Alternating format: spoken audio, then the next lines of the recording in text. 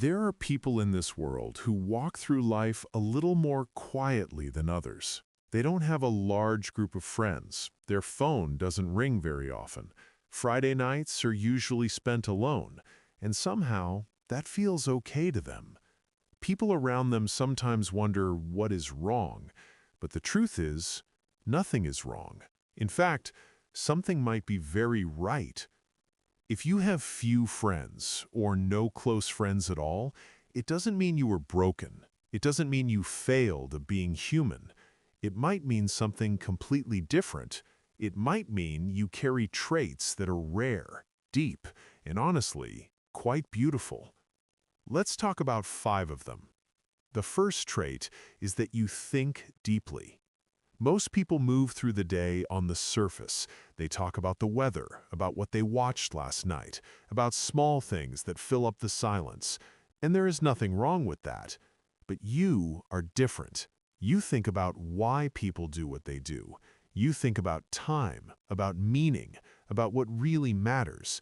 You ask questions that most people don't even stop to ask.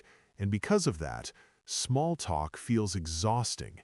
It doesn't satisfy you. You need real conversation, the kind that goes somewhere, the kind that makes you feel less alone in your mind.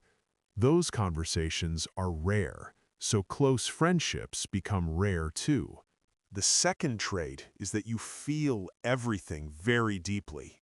When someone is hurting, you feel it. When something is unfair, it stays with you long after others have moved on. You notice the things people try to hide. You sense when someone is pretending to be okay. This kind of sensitivity is a gift, but it is also heavy, because the world is not always gentle, and when you feel everything so deeply, you need to be careful about who you let close. Not everyone deserves access to a heart like yours. So without even planning it, you become selective, you pull back, you protect yourself, and the circle gets smaller. The third trait is that you value honesty more than comfort. This one can be difficult, because most friendships, if we are being honest, are built on a kind of comfortable agreement. We agree not to challenge each other too much. We agree to say what sounds nice. But you can't do that. If something is not true, you feel it. If a conversation is built on pretending, you feel restless. You would rather have silence than fake warmth. You would rather be alone than surrounded by people who don't really know you. And that kind of standard, that deep need for real honesty, it naturally keeps certain people away. Not because you are difficult, but because real honesty is rare, and you refuse to accept anything less. The fourth trait is that you are deeply comfortable with silence and solitude. While others need noise and company to feel okay, you find something peaceful in being alone. You recharge in quiet. You think better when the room is empty.